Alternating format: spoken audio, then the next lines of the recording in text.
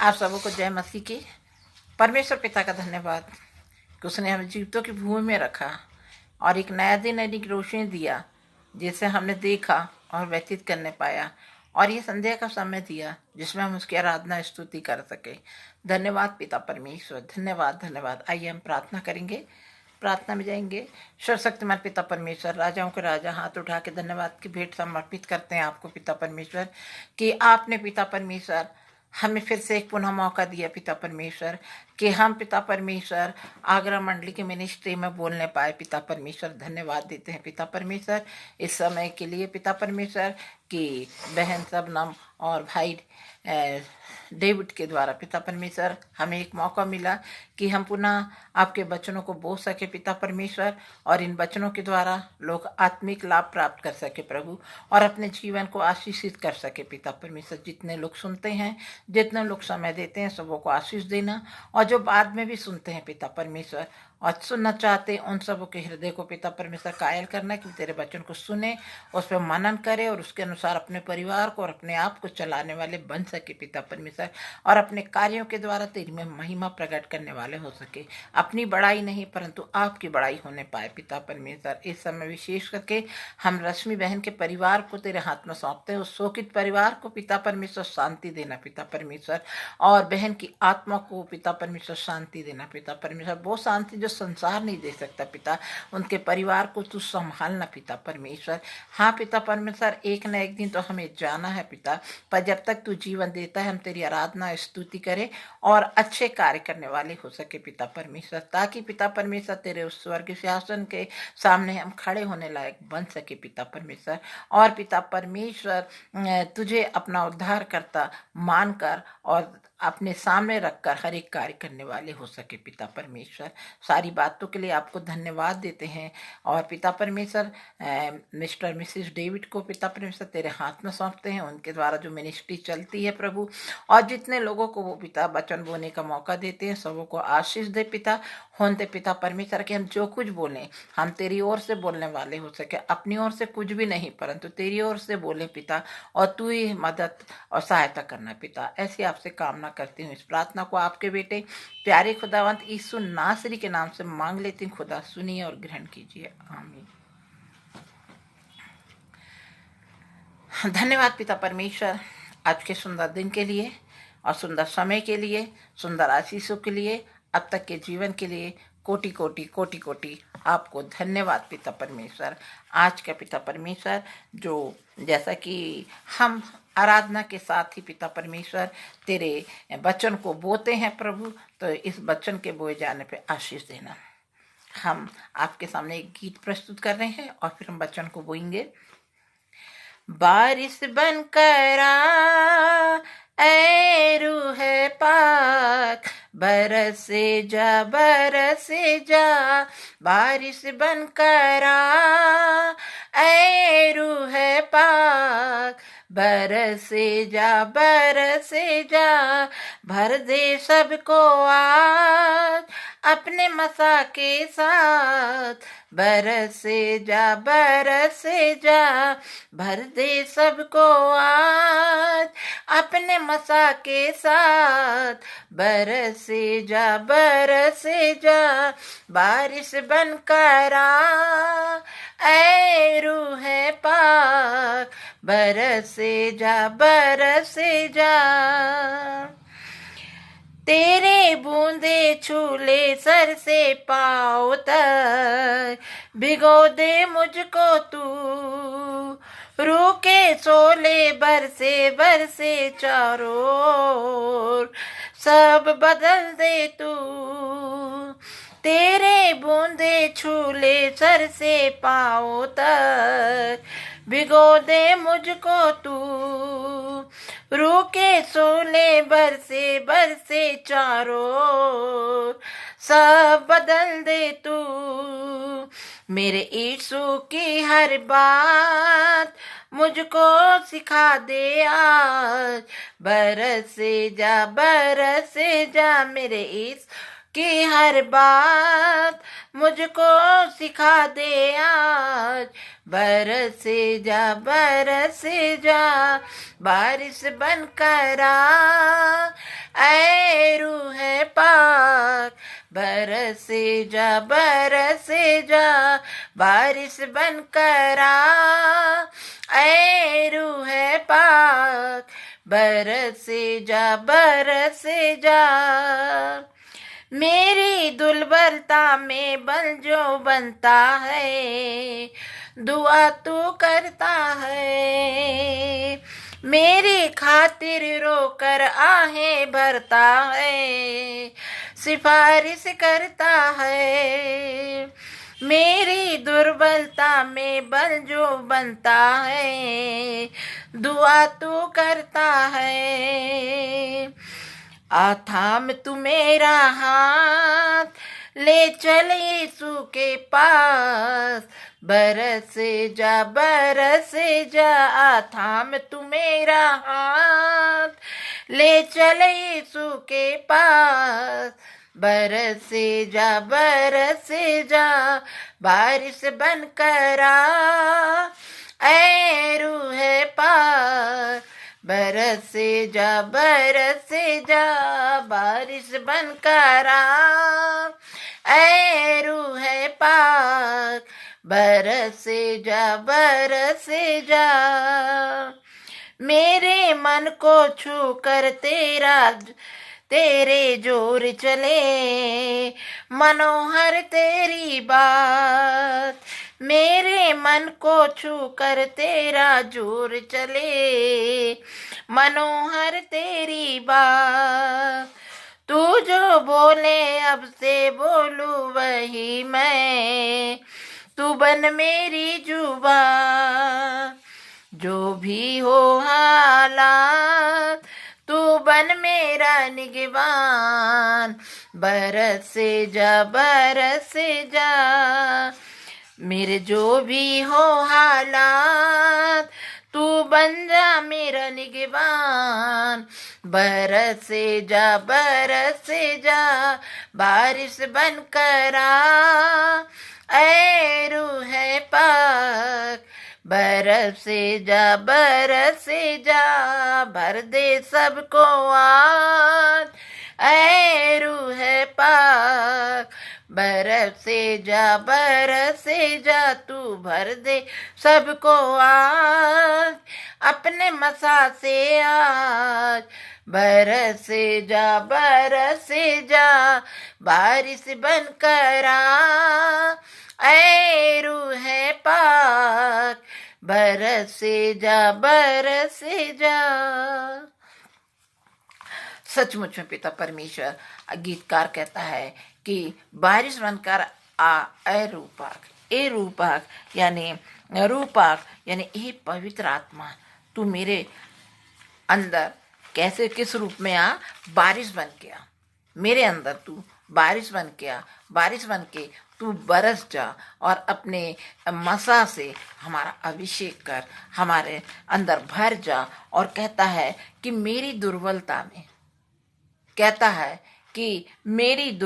में तू मुझे क्या कर ले, थाम ले, मेरा बल बन जा तू। और तू जो मेरे खातिर रो रो कर आहें भरता है, तू मेरे खातिर जो रो रो कर आहें भरता है, तो कहता है कि तू सिफारिश करता है, तू रो रो कर परमेश्वर से प्रार्थना करता है, सिफारिश करता है। और इसलिए वो कहता है कि तू आ और मेरा हाथ थाम और मुझको यीशु के पास ले जा। क्या मैं और आप आज ऐसा कहते हैं?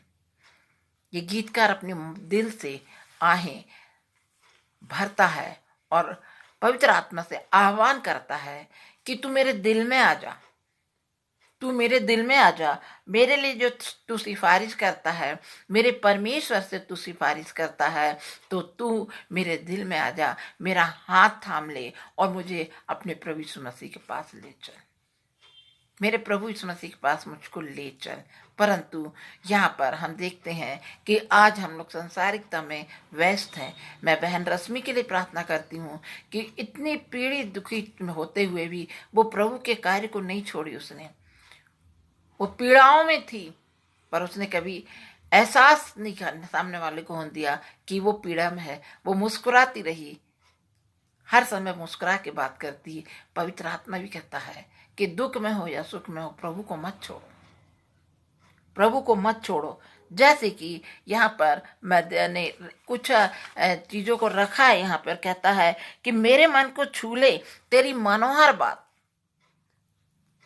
मन को भाने वाली बात, अच्छी लगने वाली बात, और तू मेरी जुबा बन जा, तू मेरी जुबा बन जा, तू बोल, जो बोले मैं वही बोलूं, है ना। कहता तू जो बोले अब से बोलू वही मैं, तू बन जा मेरी जुबान, तू मेरी जवान बन जा, तू मेरी आवाज बन जा प्रभु। तू जो बोले मैं वही बोलूं, तू मेरी जुबा बन जा। और मेरे कैसे भी हालात क्यों ना, चाहे मैं दुख में हूं चाहे सुख में हूं, तू मेरा निगहबान बन। मैं कठिन परिस्थिति में भी हूं तो तू मेरा निगहबान बन जा परमेश्वर। तू मेरा निगहबान बन, तू मेरे साथ चल। और तू जब मेरे साथ चलेगा तो मैं सचमुच में आनंदित हो जाऊंगा। जिस प्रकार की एलिशा एलिया के साथ रहता है और कहता है कि तू मेरी जुबा बन जा, मैं तेरे साथ साथ चलूंगा, मैं तेरे साथ साथ चलूंगा, कदम से कदम मिला के चलूंगा, कदम से कदम मिला के चलूंगा, मैं तेरा साथ नहीं छोड़ूंगा। और एलिया कहता लौट जा लौट जा लौट जा, परंतु एलीशा कहता नहीं, मैं नहीं लौटूंगा, मैं तेरे साथ चलूंगा, कदम से कदम मिला के चलूंगा। और यहां पर कहता है कि मेरे जो भी हो हालात, तू बन मेरा निगहबान, मेरा निगहबान बन जा, बरसे जा बरसे जा। एलिशा एलिया से कहता है जो भी परिस्थिति हो मैं तेरे साथ साथ चलूंगा, तू मेरा निगहबान बन, मैं तुझसे मांगता हूं। और बोलता क्या मांगेगा तू? तो तेरी आत्मा जो तेरे अंदर है, परमेश्वर की आत्मा का दुगना भाग मुझको चाहिए, दुगना भाग मुझको चाहिए। क्या आज हमने और आपने मांगा है कभी रो रो कर? परमेश्वर को थामा है हमने। यहोशू कहता है कि मैं अपने घराने सब, मैं और मेरा घराना क्या करेगा? प्रभु की सेवा करेगा। मैं और मेरा घराना प्रभु की सेवा करेगा।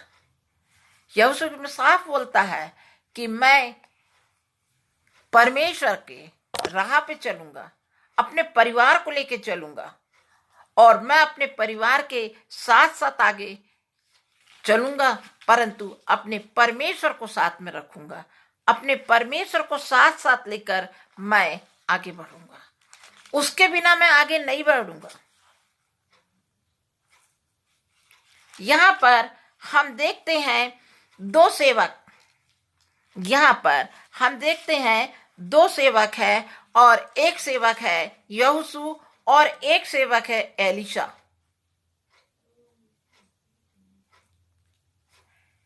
मूसा का सेवक जो बना, दास बना, वो यहोशू बना। एलिया का एलीशा बना, और एलीशा का दास गेहजी था।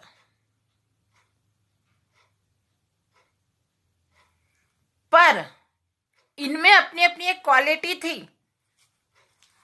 इनमें क्वालिटी थी। यहोशू के कहने पर सूर्य थम गया था, यहोशू के कहने पर सूर्य थम गया, और आज तक वैज्ञानिक उसकी खोज कर रहे हैं और पाया उन्होंने। और प्रभु ने कहा कि आज जो हुआ आज के बाद ऐसा फिर कभी नहीं होगा। ये था दासों में, परमेश्वर के सेवकों में सामर्थ। दाऊद की पुस्तक भजन संहिता में कहता है कि परमेश्वर अपने दासों की प्रार्थना, धर्मियों की प्रार्थना सुनकर स्वर्ग से झुककर नीचे आता है। पिछले एपिसोड में मैंने बताई थी। और यहोशू ने पुकारा और सूर्य थम गया। यहां पर एलिया का दास एलीशा, एलिया का दास एलीशा, एलिया में सामर्थ थी, परमेश्वर की आत्मा थी, और एलिया के रूप में नए नियम में यूहन्ना प्रचारक आ गया। सुसमाचार में यूहन्ना जब हम देखते हैं कि उसके वस्त्र और एलिया के वस्त्र एक से थे, कमर पे टाट बांधता था, रोएदार शरीर था, और यूहन्ना की वही पहरावा था, यूहन्ना की वही वेशभूषा थी। और यहां पर हम देखते हैं कि इतनी सामर्थ परमेश्वर ने इन दासों को दिया था, क्योंकि ये परमेश्वर की राहों पर चलने वाले थे, परमेश्वर की इच्छा के अनुसार चलते थे, परमेश्वर की इच्छा से वो मुंह नहीं मोड़ते थे, आगे और आगे बढ़ते जाते थे, कभी कभी डर भी जाते थे। जैसे एलिया डर गया और उसने अपने लिए मौत मांगा, और प्रभु ने उसको कहा, उठ, खा पी और चल। प्रभु के वचनों पे हम देखते हैं कि प्रभु कहता है उठ, प्रभु कहता है सो जा नहीं, उठ उठ उठ, चलना है तुझे, चलना है तुझे, आगे बढ़, चलता चल, मैं तेरे साथ हूं, मत डर। पिछले एपिसोड में मेरा जो टाइटल था वो मत डर, और अभी का जो टाइटल है वो है दास और सेवक, स्वामी और सेवक। पर यहां पर हम देखते हैं कि परमेश्वर एक जगह यिर्मयाह की किताब में, परमेश्वर यिर्मयाह 6, 7, 8 में कहता है कि मत कर प्रार्थना। एक कभी कभी परमेश्वर प्रार्थना करने से अपने सेवकों को, अपने दासों को रोकता है और कहता है कि मत कर प्रार्थना, तू मत कर। और क्यों नहीं कर, मत कर तू प्रार्थना। कितनी बड़ी बात है ना, जब परमेश्वर हमारा सृष्टि करता, हमारा सृजनहार, हमारा पालनहार, जब हमको मना कर दे कि प्रार्थना मत कर, मैं नहीं सुनूंगा। कितनी दुख की बात होगी, कितनी गंभीर बात होगी वो, जबकि परमेश्वर स्वयं कहे कि तू प्रार्थना मत कर, मैं तेरी प्रार्थना नहीं सुनूंगा। और जब ये बातें होती है कि मैं तेरी प्रार्थना नहीं सुनूंगा, तो कितना दुख होता होगा, कितना दुख होता होगा इस चीज के लिए कि परमेश्वर कहता है कि मत कर प्रार्थना। देखिए, हम यिर्मयाह की किताब में हम चलते हैं तो यिर्मयाह परमेश्वर का दास था, सेवक था, और यिर्मयाह 7 में जब मंदिर में यिर्मयाह का प्रवचन हो रहा था, और जब प्रजा ने परमेश्वर की आज्ञा का उल्लंघन किया, जब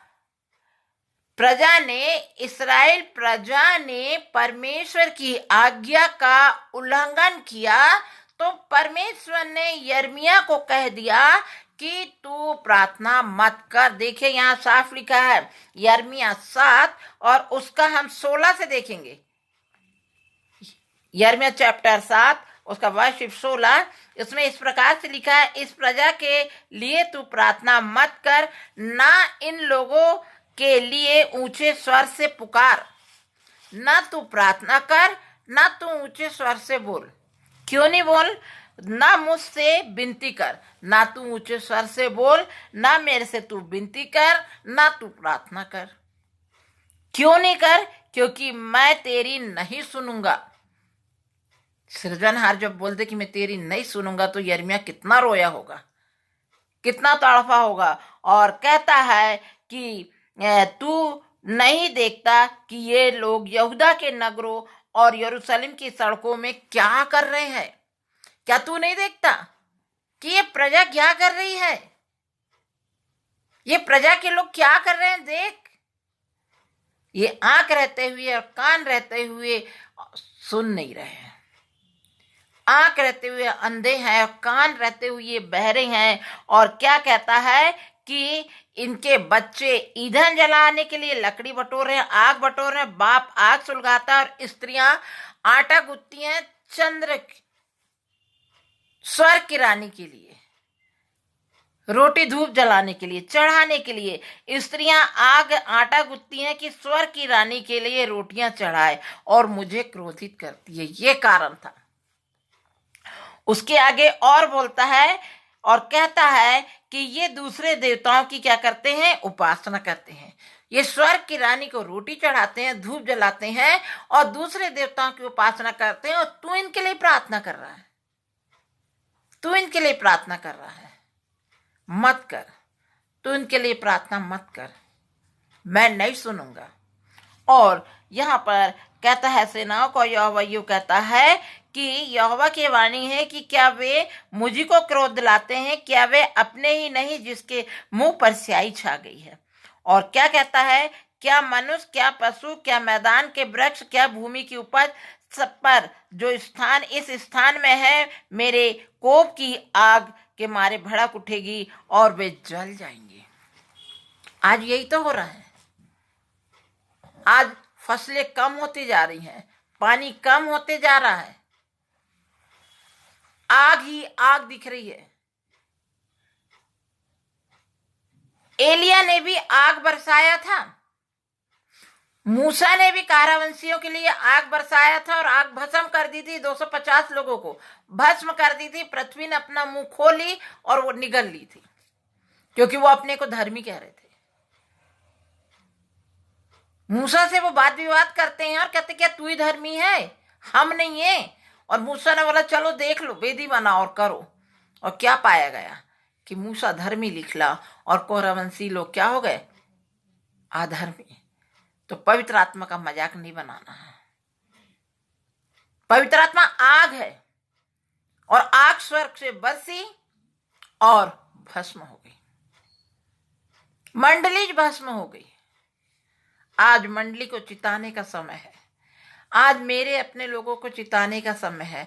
आज मुझे और आपको चेतने का समय है। जीवन दिया है प्रभु ने, तो प्रभु के लिए जियो। ये शान और शौकत जो प्रभु ने दिया है, उसको उठते और बैठते धन्यवाद दो। रश्मि बहन बिस्तर में पड़े होने के बाद भी वो परमेश्वर का कार्य करती थी, अपनी पीड़ाओं को भूलती थी। जब पता चला कि 3 साल से वो बहन दुखी थी, परंतु वो हर समय मुस्कुराते हुए बात करती थी, पर प्रभु के कार्य को नहीं छोड़ी, प्रभु के कार्य को नहीं छोड़ी। अर्थात हम दुख में हो चाहे सुख में हो, हमको प्रभु के कार्य को करते जाना। जो जिम्मेदारी मिली है उस जिम्मेदारी को पूरी तरह से निभाना है, आधे में नहीं छोड़ना है, आधे में नहीं छोड़ना है। अब यहाँ पर जब हम देखते हैं, एलिया का देखते हैं, तो एलिया के लिए अहाब और इजाबेल जो थी वो क्या करते थे? उसको मरवाने की ताक में थे, मरवाने की ताक में थे। और इसका जो हमको वर्णन मिलता है वो राजाओं की किताब में मिलता है। और राजाओं की किताब में हम देखते हैं, यहाँ पर दूसरा राजा के हम पहले अध्याय से देखते हैं, तो यहाँ पर हमको देखा जाता है एलिया का स्वर्गरोहण बताता है, एलिया की बुलाहट बताता है, एलिया के कठिन से कठिन काम बताता है, एलिया का वो विधवा कोई घर में रोटी का पकाना, आटा का बढ़ाना, उसको जीवन देना, और दूसरी बात है आग का गिराना। एलिया ने 3 बार आग गिराया। अगर हम और अच्छे देखें, बाल देवता के लिए 4, तो उसने कितना? 4 बार आग गिराया, 4 बार आग गिराया। एलिया ने आग गिराया। वो 50-50 सिपाही, आहाज राजा जो था उसने क्या करा था कि आहाज राजा ने जब वो बीमार पड़ा तो पूछने के लिए वो बाल देवताओं के पास अपने साथियों को भेजा कि बाल देवता के पास जाके पूछो कि मैं बचूंगा कि नहीं। और एलिया को जब पता चला तो एलिया ने कहा कि क्या इस्राएल में कोई परमेश्वर नहीं है जो तू दूसरे के पास भेजा है? परमेश्वर क्रोधित हुआ और परमेश्वर के दास लोग खराब बोलते थे, वो डरते नहीं थे किसी से, वो राजा के लोगों से भी नहीं डरा। और उसने कहा कि उससे राजा से बोल कि जिस पलंग पे तू पड़ा है उस पलंग पे तू पड़ा रहेगा और उसी में पड़ा पड़ा मर जाएगा, तू उठ नहीं पाएगा। खरी बात। एक बार नहीं, 2 बार बोला। और इस चीज के लिए उसने क्या करा, आज राजा ने अपने दूतों को भेजा और बोला कि वो कौन पुरुष था जो तुमको मिला जिसने ऐसा कहा, उसका पहरावा कैसा था। तो उसने बताया, उन्होंने उसको उत्तर दिया, वह तो रोएदार मनुष्य था और अपनी कमर में चमड़े का फेटा बांधे हुए था। उसने कहा, यह 30वीं एलिया होगा। यूहन्ना भी कमर पे टाट का वस्त्र पहने हुए था। नया नियम में एलिया का रूप यूहन्ना बनकर आया और बोला, मार्ग सुधारा। एलिया यहाँ पे स्वर्ग की बातें, स्वर्ग के परमेश्वर की बातें करता है, लोगों को उनके पापों को दर्शाता है और लोग उसके दुश्मन बन जाते। उस देश का राजा भी उसका दुश्मन बन गया। और क्या बताया जाता है यहाँ पर कि ये परमेश्वर के दास के रूप में एलिया काम कर रहा था, नबी के रूप में काम कर रहा था, और ये खरा बोलने वाला था और ये खरा बोलता था। और जब 50-50 सिपाही इसके पास भेजे गए और तो उन्होंने कहा कि यदि तू परमेश्वर का भक्त है, तब उसके पास, इसका वर्णन हमको दूसरा राजा की पुस्तक 1 अध्याय के इसमें 9वें आयत में हमको मिलता है। तब उसके पास 50 सिपाहियों के दल गए। इसमें हमको 3 बातें देखने को मिलती हैं कि लोग जो पावरफुल थे वो झुके नहीं, परंतु एक जो 50-50 के 2 दल जब आग में भस्म हो गए थे, यहाँ बोलता है कि चोटी पर बैठा था। तब परमेश्वर उससे कहा, किसने कहा? सिपाही के जो सरदार था, प्रधान था, उसने यह एलिया से कहा कि हे परमेश्वर के भक्त, राजा ने कहा तू उतरा। एलिया ने उससे कहा 50 सिपाहियों के प्रधान से, यदि मैं परमेश्वर का भक्त हूं तो आकाश से आग गिरकर तेरे 50 को भस्म कर दे। यदि मैं परमेश्वर का भक्त हूं, अर्थात उसके वाणी में, उसके वचन में इतनी सामर्थ्य कि स्वर्ग से आग गिर गई। क्या आज हमारी वाणी में सामर्थ है?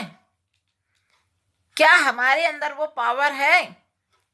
उस पावर को पाने के लिए परमेश्वर के चरणों पे बैठना पड़ता है। आधा घंटा, 1 घंटा नहीं, घंटों घंटों बैठना पड़ता है।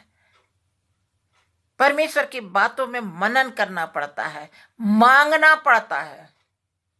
और एलिया ने सामर्थ मांगा और आग स्वर्ग से गिर गई। आग स्वर्ग से गिर गई। और जब आग स्वर्ग से गिरी तो 50 का दल भस्म हो गया। फिर दूसरी बार फिर पूछने को भेजा और उसी प्रकार उस प्रधान ने भी कहा, अगर तू परमेश्वर का दास है, परमेश्वर का भक्त है, और वो कहता अगर मैं परमेश्वर का भक्त हूं तो स्वर्ग से आग गिर के भस्म कर दे। और यहां हम बताते हैं कि फिर आग स्वर्ग से गिरी और तब आकाश से परमेश्वर की आग उतरी। आग पवित्र आत्मा है।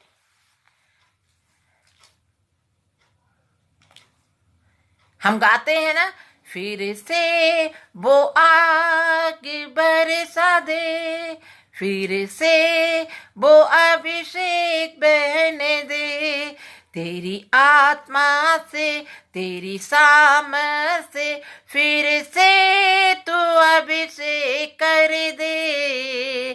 आ पवित्र आत्मा, आ पवित्र आत्मा।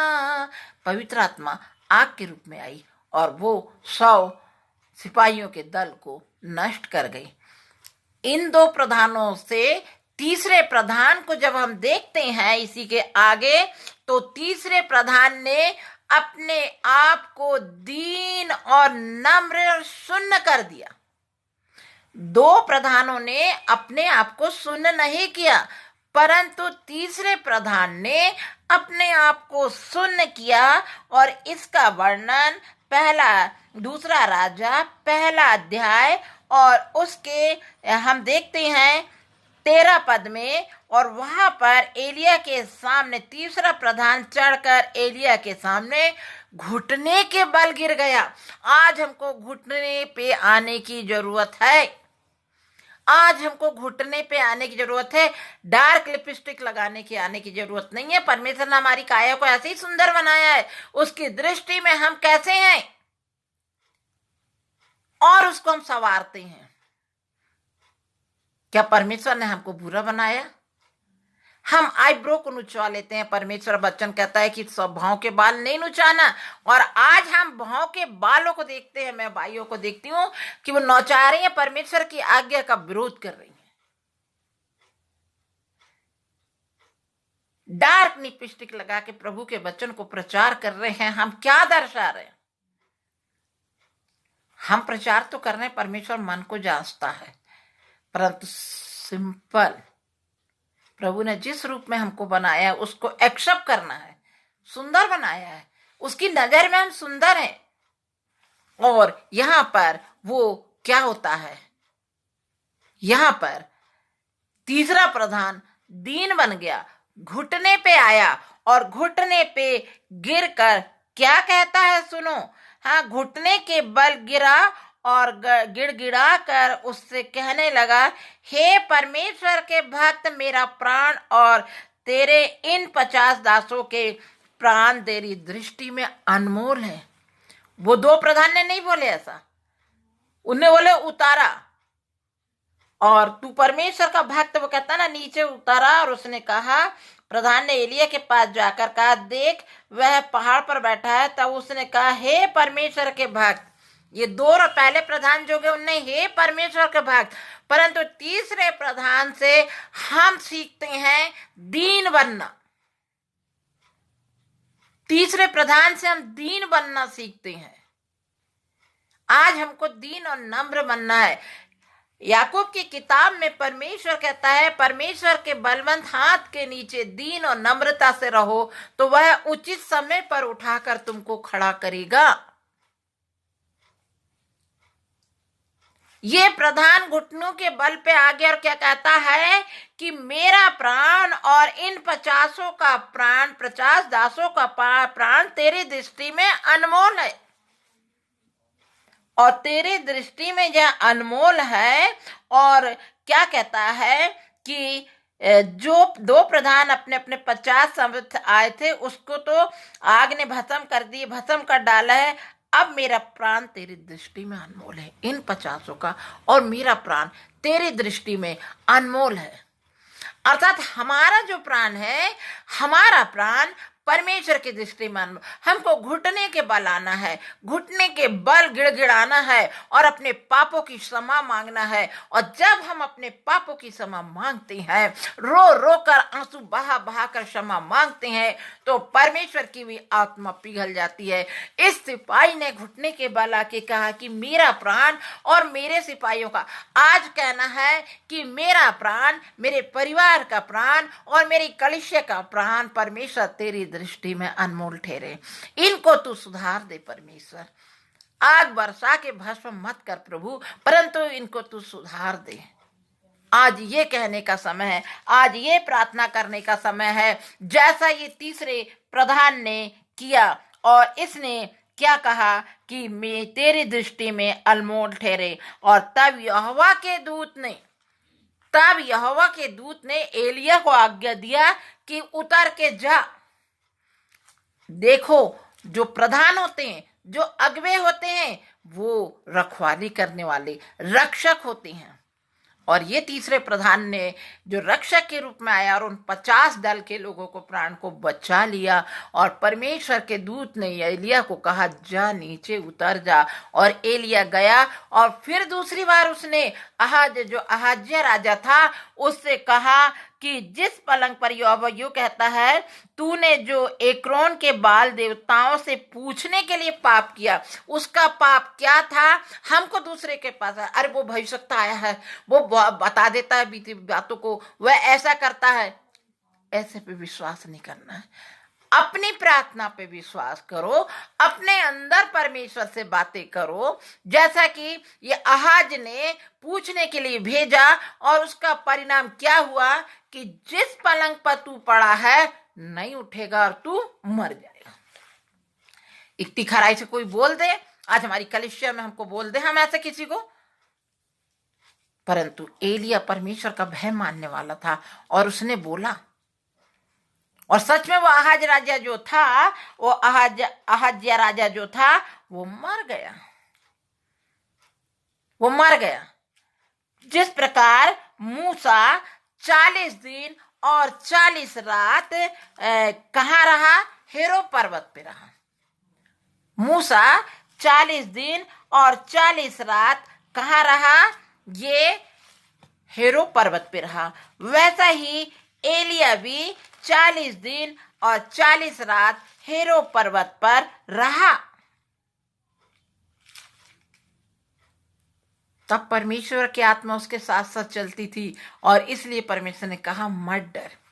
उसी प्रकार जब कितना सुंदर था वो एलिया कि जब उसका स्वर्गग्रहण हुआ, एलिया का जब स्वर्गग्रहण हुआ, कितना सुंदर था कि उसको लेने के लिए क्या आए? रथ।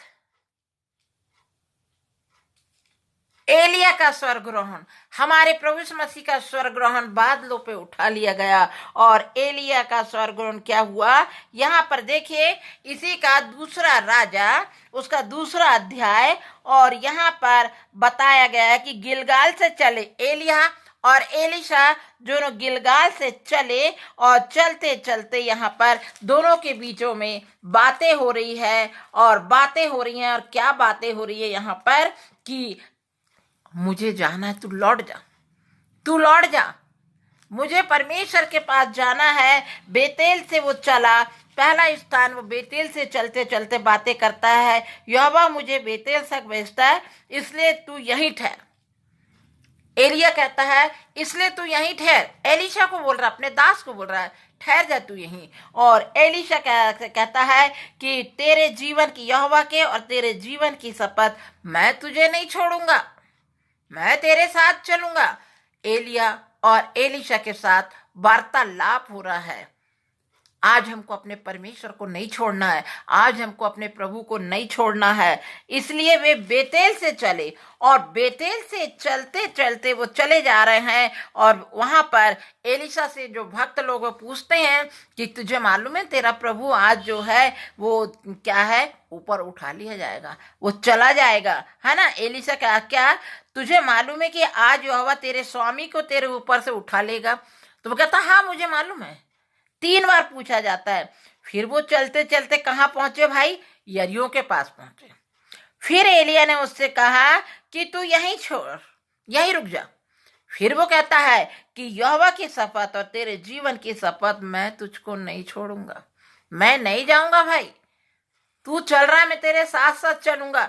उसका साथ साथ चलने का एक टारगेट था, एक उसकी थिंकिंग थी, एक उसके अंदर लगन थी, और वो लगन थी एलिया से दुगनी आत्मा पाने का। क्या आज हम पाने के लिए तैयार हैं उस आत्मा को? आज वो आत्मा पवित्र आत्मा के रूप में हमको मिला। आज पवित्र आत्मा का हमको मजाक नहीं बनाना, पवित्र आत्मा के रूप में। और वो बेतेल से चला तो यरीहो को गया, और यरीहो से चला तो यरदन के पास गया। बेतेल से चला यरीहो को आया, यरीहो से चला यरदन के पास आया, और इसी यरदन के पास एलिया का स्वर्गग्रहण हुआ यहीं। और फिर यरदन तक भेजता हूं, इसलिए तू यहीं ठहर। तब उसने कहा यहोवा और तेरे, 3 बार उसने बोला यहोवा और तेरे जीवन की शपथ, मैं तुझे नहीं छोड़ूंगा, मैं तुझे नहीं छोड़ूंगा। क्यों नहीं छोड़ूंगा? इधर उधर 2 भाग हो गया। और फिर क्या होता है कि और भविष्यवक्ता के चेलों में से 50 जन ने फिर एलिशा से पूछा। देखो गिनतियों का भी वर्णन है भाई, बाइबलों में 3 गिनती का वर्णन है, 2 गिनती का वर्णन है, 7 गिनती का वर्णन है, 40 गिनती का वर्णन है। 3 परीक्षाओं को दर्शाता है। 40 दिन भी कठिन परिश्रम को दर्शाते हैं। यरीहो की दीवार 7 पूरा हुआ, शहपानों को घेरे, 7 भर चक्कर लगाए और शहपाना गिरी। यहाँ पर बताता है कि हम नए नियम में देखते हैं तो वहां पर हम देखते हैं, लूका 4 में भी हम देखते हैं, मत्ती में भी वर्णन है, मरकुस में भी वर्णन है कि प्रभु यीशु मसीह की परीक्षा शैतान ने 3 बार ली और पर प्रभु यीशु मसीह खरा सोने के समान निखर के आ गया। यहाँ पर एलिशा भी इसी प्रकार निखर के आता। एलिया कहता है रुक जा, और नहीं रुका। तब उसने अपनी चादर पकड़कर ऐंठी। किसने? एलिया ने अपनी चादर पकड़कर ऐंठी, और ऐंठ कर जब यरदन के नदी के पानी पे मारा तो पानी 2 भाग हो गया। मूसा ने भी यरदन पे अपनी लाठी मारी और पानी ढेर हो गया था, 2 भागों में हो गया था, और ईसाई लोग निकले थे। उसी प्रकार यहाँ भी एलिया ने अपनी चादर ऐंठ कर मारा और पानी 2 भाग में हो गया, और वो दोनों उसमें से चले। और यहाँ पर बोलता इधर उधर 2 भाग हो गया और पार उतर गए। तब पार पहुंचकर एलिया ने एलीशा से कहा, इससे पहले कि मैं तेरे पास से उठा लिया जाऊं, जो कुछ तू चाहे मैं तेरे लिए करूं। अब वरदान मांगने का वहां पे चांस मिल गया। अब एलिया भी विवश हो गया कि ये मेरा दास मुझको नहीं छोड़ रहा। भाई पक्का दास था ना, पक्का सेवक था वो उसका। और वो कहता कि अब तू बोल क्या मांगता है। और वो कहता है उसने कहा एलिशा से कि इससे पहले कि मैं तेरे पास से उठा ले जाऊं, जो कुछ तू चाहे कि मैं तेरे लिए करूं, जो कुछ तू चाहे कि मैं तेरे लिए करूं, मांग। और उसने बोला, एलिशा ने कहा, तुझ में जो आत्मा है उसका दूना भाग मिले। ये था वहां पे ताली बजाने का। उसने धन नहीं मांगा, दौलत नहीं मांगा, परंतु एलिया से कहा कि तेरे अंदर जो आत्मा है उस आत्मा का दूना भाग मिले। कुछ नहीं चाहिए मुझको, तेरी आत्मा का। अर्थात वो जानता था कि इसके अंदर परमेश्वर का आत्मा वास करता है। मेरे अंदर किसका आत्मा वास करता है? संसार का सरदार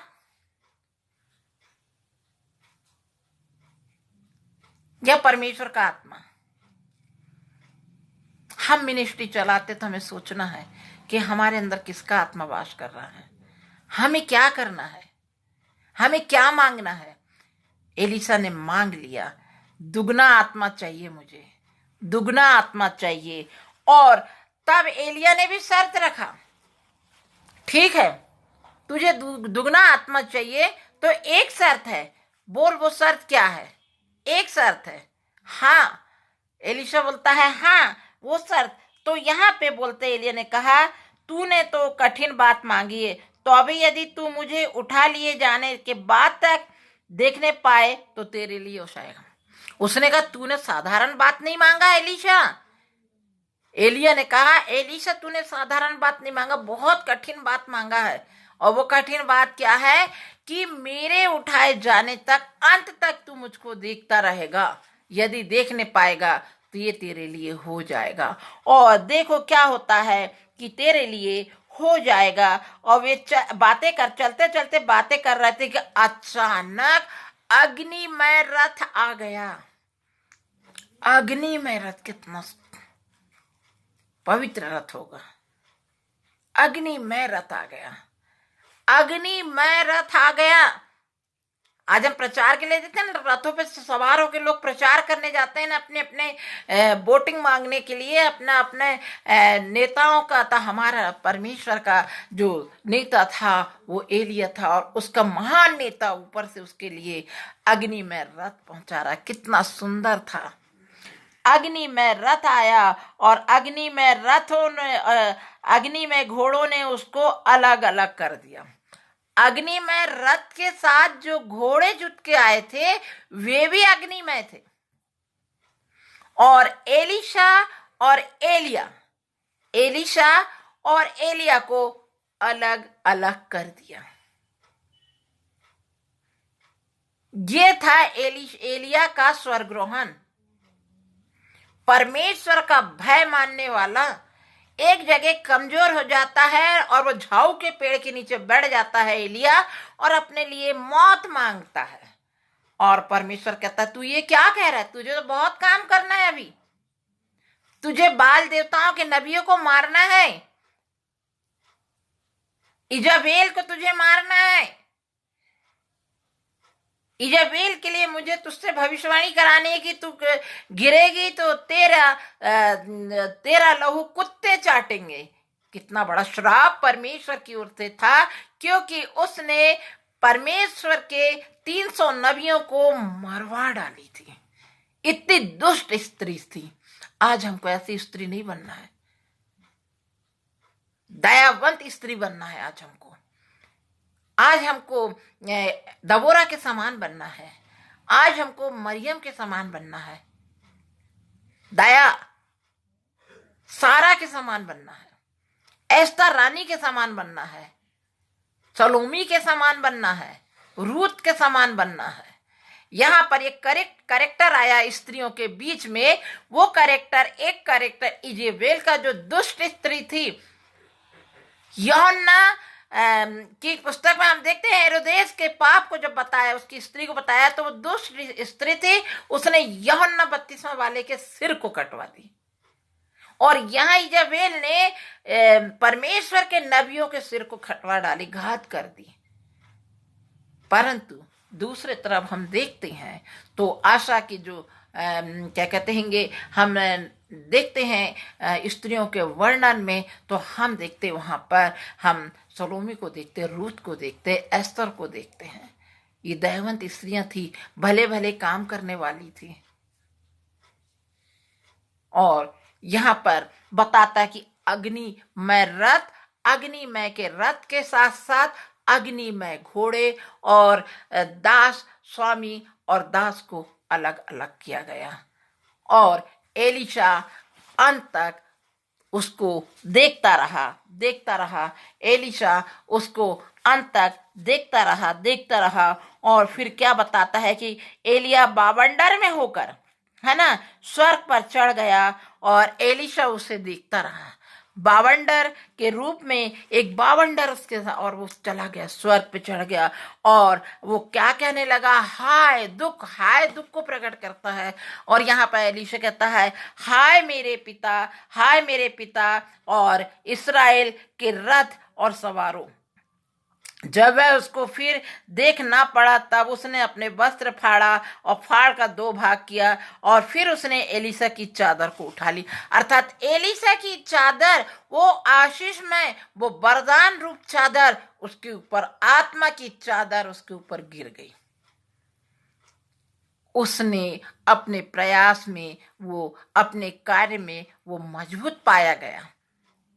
एलिया ने कहा, यदि तू मुझे अंत तक देखता रहेगा, तूने बहुत कठिन बात मांगी है, और यदि तू मुझे अंत तक देखता रहेगा तो ये तेरे वरदान जो तूने मांगा है वो तुझे मिल जाएगा, दुगना भाग। एलिया की आत्मा का दुगना भाग एलीशा ने मांगा और उसको मिला, क्योंकि उसने प्रयास छोड़ा नहीं। आज हमको भी प्रयास करते रहना है, कठिन से कठिन परिस्थिति में आए और हम उस कठिन परिस्थिति का सामना करते चले जाएं। तब तो वो कहता है, यहाँ पर कहता है कि जो भी हो हालात, तू बन मेरा निगहबान। बरसे जा बारिश बन कर आ, ऐ रूह पाक। बरसे जा बारिश बनकर वो चादर उसके ऊपर बरस गई। तू भर दे मुझको आज अपने मसा के साथ। बरसे जा बारिश बन कर आ, ऐ रूह पाक। बरसे जा मेरे मन को धोकर तेरा जोर चले, मनोहर तेरी बात। तू जो बोले अब से बोलूं वो ही मैं, तू बन जा मेरी जुबान। मेरे मन को धोकर तेरा जोर चले, मनोहर तेरी बात। तू जो बोले अब से वो ही बोलूं मैं, तू बन जा मेरी जुबा, मेरे जो भी हालात तू बन जा मेरा निगहबान, बरसे जा मेरे जो भी हो हालात, तू बन जा मेरा निगहबान, बरसे जा। और वो चादर बरस गई। जिस भी हालात में है वो चादर, पवित्र आत्मा की चादर उसके ऊपर बरस गई और उसने दुगना भाग पा लिया। उसने उस दुगने भाग को पा लिया और जब दुगना भाग पा लिया तो वो रोया और खड़ा होकर और फिर उसने उसी चादर को ऐंठा और उसी चादर को ऐंठा जो उसके ऊपर गिरी थी। तब उसने एलिया की वह चादर जो उस पर गिरी थी पकड़कर जड़ पर मारी और कहा, एलिया का परमेश्वर यहोवा कहाँ है? अब यहाँ से एलिशा का काम चालू होता है। यहाँ पर एलिया का काम खत्म, एलिशा का काम चालू। और उस चादर के द्वारा कहता है कि एलिया का परमेश्वर कहाँ है। जब उसने जल पर मारा वो चादर, तो जल भी क्या हो गया, इधर से उधर दो भाग हो गया। एलिशा ने भी जल को दो भाग किया और एलिशा ने भी किया और मूसा ने भी किया। ये सामर्थ पाने के लिए ये लोगों ने पहाड़ों पर चढ़ चढ़कर परमेश्वर के सामने भक्ति किया और परमेश्वर की भट्टी में ताए गए और खरे उतरे। और जब ये परमेश्वर की भट्टी में ताए गए और खरे उतरे तो इन्हें वरदान मिला। और ये वरदान क्या मिला कि वो जो बोलते थे वो हो जाता था। आगे के एपिसोड में मुझको समय मिलेगा तो मैं फिर एलिशा के कार्यों का वर्णन आपके सामने और एलिया का बोलूंगी। ये यहाँ पे बोलता है यहाँ पे। और फिर जब ये होता है तो जब बरस जाता है तब कयामत आती है। अब उसको इस्राएल की सेवा करना है, इस्राएलियों के मार्गदर्शन करना है, इस्राएलियों का लीडर बनना है, तो उसके सामने कयामत आ जाती है। और परमेश्वर उससे कहता है मत डर। परमेश्वर उससे कहता है मत डर। अब क्या यहाँ पर देखते हैं हम, यहाँ पे क्या बोलता है कि कयामत आने वाली है, मसीह हो जागते रहना। ये मेरे और आपके लिए गीतकार ने लिखा है। वो समय आ रहा है जबकि अबे हमें सचेत होना है, सावधान होना है। कयामत आने वाली है, मसीह हो जागते रहना, हमेशा जागते रहना, दुआएं मांगते रहना। मसीहा आने वाला है, करो तैयार अपने को। मसीहा आने वाला है, करो तैयार अपने को। करो तौबा गुनाहों से, करो तौबा गुनाहों से। मसीहा आने वाला है, जब हो जागते रहना, हमेशा जागते रहना, दुआएं मांगते रहना। मसीहा आने वाला है, करो तैयार अपने को। करो तौबा गुनाहों से, करो तौबा गुनाहों से। आगे गीतकार क्या कहता है, दुआ के नूर से रोशन करो दिल के चरागों को। दुआ के नूर से रोशन करो दिल के चरागों को। मसीह ने धो दिए, अब धो लो अपने गुनाहों को। खुदा से दिल लगा लो, तोड़ दो रिश्तों के धागों को। खुदा से दिल लगा लो, तोड़ दो रिश्ते के नातों को। करो तौबा गुनाहों से, करो तौबा गुनाहों से। मसीहा आने वाला है, मसीह हो जागते रहना, दुआएं मांगते रहना, हमेशा जागते रहना, दुआएं मांगते रहना, हमेशा जागते रहना। करो तैयार अपने को, करो तैयार अपने को, करो तौबा गुनाहों से, करो तौबा गुनाहों से। घड़ी है उसके आने की, न जाने कब वो आ जाए। घड़ी है उसके आने की, न जाने कब वो आ जाए। न जाने कब कयामत का वो बादल सर पे छा जाए। न जाने कब वो कयामत का वो बादल सर पर छा जाए। सुनो ये वक्त की आवाज है, हमको पुकारे, करो तौबा गुनाहों से, करो तौबा गुनाहों से। कयामत आने वाली है मसीहो, जागते रहना, हमेशा जागते रहना, दुआएं मांगते रहना, हमेशा जागते रहना, दुआएं मांगते रहना। करो तौबा गुनाहों से, करो तौबा गुनाहों से। आगे गीतकार क्या कहता है, जो हम ये 11-11 बजे तक सोते हैं, ये हम जो बैठ के घंटों घंटों अपने सांसारिकता में अपने समय को बिताते हैं, तो गीतकार यहाँ पे कहता है, बहुत हम सो चुके अब हमको आंखें खोलनी होगी। बहुत हम सो चुके अब हमको आंखें खोलनी होगी। हमें अपनी हर एक नेकी बदी अब तौलनी होगी। हमें अपनी हर एक नेकी बदी अब तौलनी होगी। तुझे भी तौल आखिर हकीकत बोलनी होगी। करो तौबा गुनाहों से, करो तौबा गुनाहों से।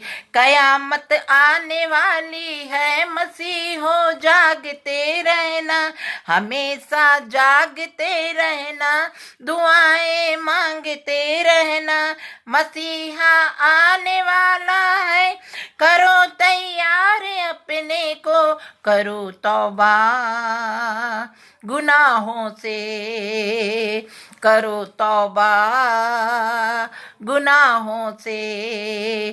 कयामत आने वाली है मसीहो, जागते रहना, कयामत आने वाली है मसीहो, जागते रहना। जागने का समय है। एलिया चला गया, एलीशा आ गया है। जागने का समय है। एलीशा इस्राएलियों की अगुवाई करने के लिए दुगने भाग को मांगता है और कहता है कि आ जाओ, मेरा प्रभु बुला रहा है, मेरा परमेश्वर बुला रहा है, आ जाओ। ना जाने वो घड़ी कब आ जाएगी, वो कयामत का बादल कब छा जाएगा, हम नहीं जानते। चिन्ह दिखने लगे हैं, हम कब प्रभु के पास बुला लिए जाएंगे हम नहीं जानते। एक कड़वा सच है, एक मृत्यु हमें बताती है कि हम एक दिन इस संसार से कूच करके जाना है। ये घर और द्वार का मोह हमें छोड़ना है, हमें अपने परमेश्वर से मोह लगाना है, हमें अपने परमेश्वर से लगन लगाना है। और जब हम अपने परमेश्वर से लगन लगा लेंगे तो हमको वो मिल जाएगा। जिस प्रकार एलीशा को दुगनी आत्मा का वरदान मिल गया, वो कठिन बात उसने जो मांगी थी और उसने जो ठाना था, जो टारगेट था, उस टारगेट को उसने पूरा करा और तब उसको वो चीज मिल गई। आज हमें भी अपना टारगेट बनाना है, आज हमें भी परमेश्वर की बातों पे ध्यान करना है। जिस प्रकार एलीशा ने कहा, हम बाइबल में देखते हैं कि सचमुच में आग गिरी। यहोशू कहता, मैं और मेरा घराना परमेश्वर की सेवा करेंगे। और यहोशू 1:8 में कहता कि व्यवस्था की ये पुस्तक तेरे चित्त से कभी ना उतरने पाए, इसी पे रात दिन ध्यान करते रहना। आज हम किस पे ध्यान कर रहे हैं? हम कैसे दास हैं? आज हम कैसे सेवक हैं? ये सोचना है। आज हम कैसे दास दासियां बन रहे हैं? क्या हमारा व्यक्तित्व वैसा है? क्या हम आत्मिकता में आगे बढ़ रहे हैं और दूसरों को बढ़ा रहे हैं? हमारे अपने घर में आत्मिकता की कमी पाई जाती है। हम क्या कर रहे हैं? हम प्रार्थना करें, परमेश्वर आत्मा को तोड़ेगा। अगर हमें कुछ पाना है, ऐसे ही नहीं मिलेगा। जब तक हम उसके चरणों पे नहीं बैठेंगे, जब तक उससे नहीं मांगेंगे। एलिशा को आत्मा पाने की चाहत थी तो वो एलिया के साथ नहीं छोड़ा। तेरे साथ साथ चलूंगा, तेरे साथ साथ चलूंगा। वफादार रहा, और वफादार विश्वासघाती नहीं रहा, ईमानदार रहा। एलिया के दुख और सुख में साथ साथ चला, तब जाके उसको वो जीवन मिला। और इस प्रकार हम पाते हैं यहाँ पर कि परमेश्वर की राह पे चलना कठिन नहीं है। परमेश्वर की राह कांटों भरी राह है, और इस कांटों भरी राह पे हमको चल के ही कुछ पाना है। आइए हम प्रार्थना करें। सचमुच में सर्वशक्तिमान परमेश्वर, सेनाओं के यहोवा, आदर और महिमा और इज्जत आपको देते हैं पिता परमेश्वर। पवित्र पवित्र पवित्र सेनाओं के यहोवा, सर्वशक्तिमान परमेश्वर, आकाश और पृथ्वी तेरे ऐश्वर्य से भरपूर है। आकाश और पृथ्वी तेरे ऐश्वर्य से भरपूर है। स्वर्ग में होशन्ना। हाँ पिता परमेश्वर, आज का विषय हमें बताता है कि सचमुच में एलिया का जीवन तेरी दृष्टि में कितना ही मनोहर बात थी प्रभु, कि उसके लिए अग्नि में रथ और अग्नि में घोड़े आए, और वो बात बावंडर पे उठा लिया गया। बावंडर पे तेरी आत्मा चलती है पिता परमेश्वर। अंधियारे में होके तू चलता है पिता परमेश्वर, और अपने दास अपवित्र अपने धर्मी लोगों की प्रार्थना को सुनकर तू स्वर्ग से नीचे उतारा जाता है, और उनकी कई हुई बातों को तू पूरा करता है पिता परमेश्वर। तो हमें भी आज सोचने का समय है, क्या हमारा जीवन इतना धर्मी है? और नहीं है तो हमें धर्मी बनना है पिता। हमें बना पिता परमेश्वर, हमारी कमियों को दूर कर पिता परमेश्वर। संसारिकता के साथ साथ हम आत्मिकता में आगे बढ़े पिता। लोग हमें क्या कहते हैं इससे हमें नहीं, परंतु हमें वही सोचना है पिता कि तू हमारे लिए क्या सोचता है, तुझे क्या अच्छा लगता है पिता परमेश्वर। हम उन चीजों को पूरा करने वाले हो सके। हम अपनी कलीसिया को तेरे हाथ में सौंपते हैं पिता परमेश्वर। हर एक कलीसिया जो तेरे नाम से चलाई जाती है, हर एक मिनिस्ट्री जो तेरे नाम से चलाई जाती है, पवित्र आत्मा से भर जाए पिता परमेश्वर। उसके चलाने वाले अगुआ पिता परमेश्वर पवित्र आत्मा से भर के कार्य करे पिता परमेश्वर, ताकि लोगों की आत्मा बचाई जा सके पिता परमेश्वर। अधिक से अधिक लोग तेरे वचन को सुनने वाले बन सके पिता परमेश्वर। सेनाओं के यहोवा, तू पिता परमेश्वर हर एक सुनने वालों को आशीष दे पिता परमेश्वर। भाई डेविड को पिता परमेश्वर, अनुपम डेविड को और सबना बहन को पिता परमेश्वर अपनी आशीष से परिपूर्ण कर पिता परमेश्वर। बहन रश्मि की आत्मा को तेरे हाथ में देते प्रभु, उसी के शोकित परिवार को शांति दे, उनके आत्मा को पिता परमेश्वर उसके हर एक गुनाहों को क्षमा कर पिता परमेश्वर। और होने दे पिता परमेश्वर कि हम तेरी राह पे चलने वाले बन सके पिता परमेश्वर।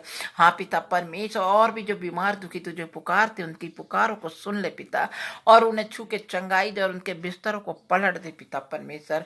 और हमारे परिवार पे भी तू अपनी आशीष दे पिता परमेश्वर। हमारे बच्चों को भी तू ऐसा आत्मा दे प्रभु कि वो भी तेरी राह पे चले और तेरे बच्चों को पकड़ के चलने वाले बन सके पिता परमेश्वर। दिया तले अंधेरा रहने वाला ना हो सके प्रभु, ऐसी आपसे कामना करती हूँ प्रभु। आज के बच्चन के पोए जाने पे पिता परमेश्वर, जो तूने हमें बोने के लिए आत्मा दिया, तेरा धन्यवाद पवित्र आत्मा। आपको कोटि कोटि धन्यवाद धन्यवाद पवित्र आत्मा कि तूने मुझे बोलने के लिए सामर्थ्य और शक्ति दिया। अगर मेरे वचन बोए जाने में से कोई गलती हुई प्रभु जी, तो मुझे क्षमा करना प्रभु, क्षमा करना प्रभु।